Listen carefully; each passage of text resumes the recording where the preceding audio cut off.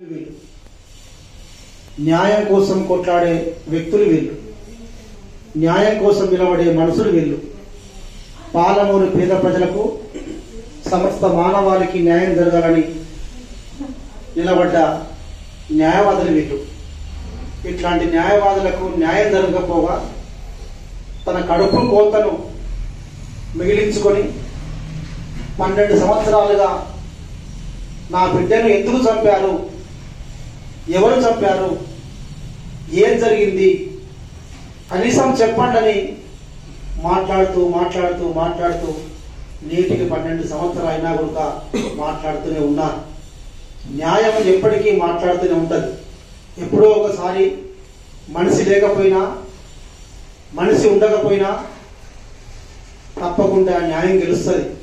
ఎప్పుడోసారి రాజ్యం జ్యోతకకు శర్మసార్కు సమాధానం చెప్పే రోజు వస్తుంది. అది 12 కావచ్చు, 11 కావచ్చు, ఇంకా కావచ్చు, కానీ తప్పకుండా న్యాయం ముందు అందరూ నిలబడవలసిందే.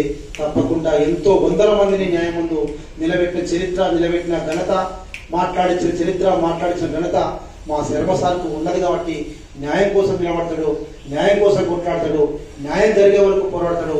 ప్రజల పక్షం నిలబడే వ్యక్తి శర్మసార్ లాంటి వాళ్లకు మనం అంతా అండగా ఉండి, చేదోడు వాడదుగా ఉండి వారికి సపోర్టుగా నిలబడాలని, తప్పకుండా కామేషు జరిగిన అన్యాయానికి న్యాయం జరుగుతుందని తెలియజేస్తూ, వారి కుటుంబానికి ప్రాగడ సానుభూతి తెలియజేస్తూ, కామేష్కు జోహార్లు అర్పిస్తూ, ఇవాళ దేశంలో, రాష్ట్రంలో ఒక పక్క కామేష్ లాంటి వాళ్ళ కొరకు, న్యాయం కొరకు మాట్లాడుతూ ఉన్నాం. మరో పక్క ఎక్కడ లేని రక్తపాతం, ఎక్కడ లేని నిర్బంధం చెవి చూస్తూ ఉన్నాం. ఎప్పుడు ఏం జరుగుతుందో, ఎప్పుడు ఏమవుతుందో, ఎప్పుడు ఎవరు వార్త వినాలో అని టీవీల ముందు కూర్చొని ఏం సమాచారం వస్తుందని చూస్తూ ఉన్నాం.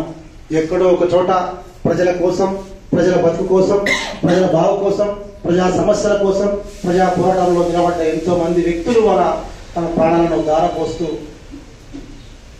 అర్పిస్తూ ఉన్నారు. వారందరికీ విరంభంగా జోహార్లు అర్పిస్తూ కామేష్ సాయి ప్రసాద్